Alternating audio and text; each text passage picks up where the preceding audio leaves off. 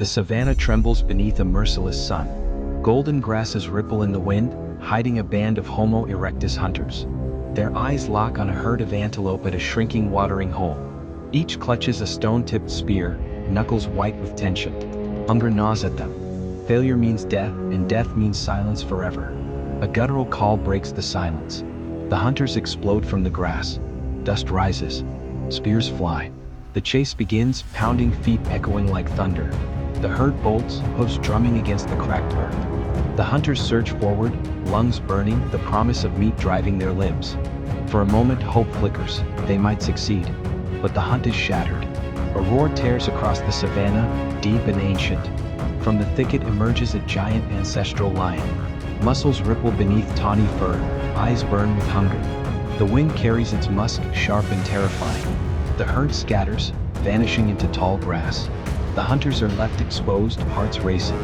They must choose, flee empty-handed, or face the beast. Spears are raised. Stones grip tightly in shaking hands.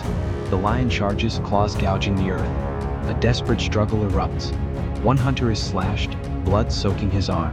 Another is saved by a spear hurled with trembling force. The air fills with dust, sweat, and a stench of fear. Every heartbeat is survival balanced on a blade's edge. At last, the beast retreats into the grass. The hunters survive, but their prey is gone. Exhausted, wounded, and empty-handed, they march on. The riverbed ahead is cracked, dry. Nothing but sun-baked mud stretching to the horizon. The heat scorches skin, lips crack, and throats ache with thirst. Survival demands movement.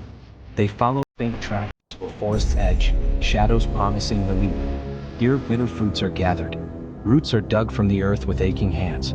Leaves become bowls to carry trickles of water from hidden springs. Each mouthful is precious, each sip measured by instinct.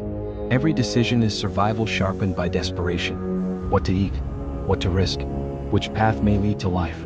The land is both provider and execution, and the balance between life and death is as thin as a reed. The sky darkens. Winds roar, bending the acacias until they creak. A storm crashes onto the savanna. Lightning rips across the horizon like claws of fire. Rain lashes the earth, flooding the cracked soil in moments. Branches snap like bones in the furious gale. The hunters scramble for shelter, a cavern in the hillside, dark and gaping. But inside their hearts freeze. Deep claw marks scar the stone walls. A rank smell clings to the shadows. A massive cave bear rises, fur bristling, jaws dripping with foam. The lair is already claimed. Outside rages the storm. Inside waits death. There is no choice. The hunters fight, driven by terror and living. Stones shatter against the beast's skull.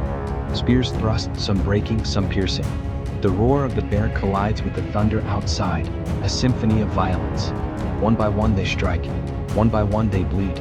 The young stumble, the old endure, the strong hold the line. At last, wounded and enraged, the bear withdraws. It lumbers into the storm, leaving behind blood, broken stone. The hunters collapse, alive but battered, bodies trembling with exhaustion. Breath rasps, eyes close, but something stirs among them. And then, sparks. Two stones strike. An ember glows. Flame is born, trembling then roaring. Fire held in human hands for the first time. Shadows leap across the cave walls, dancing like spirits. The night is no longer their enemy. Outside the storm rages. Inside warmth spreads. Meat sizzles in the fire, roots soften into food. Faces glow in flickering light, eyes glisten with something new, hope. On the wall, a crude mark is carved, a memory of survival, a promise to remember.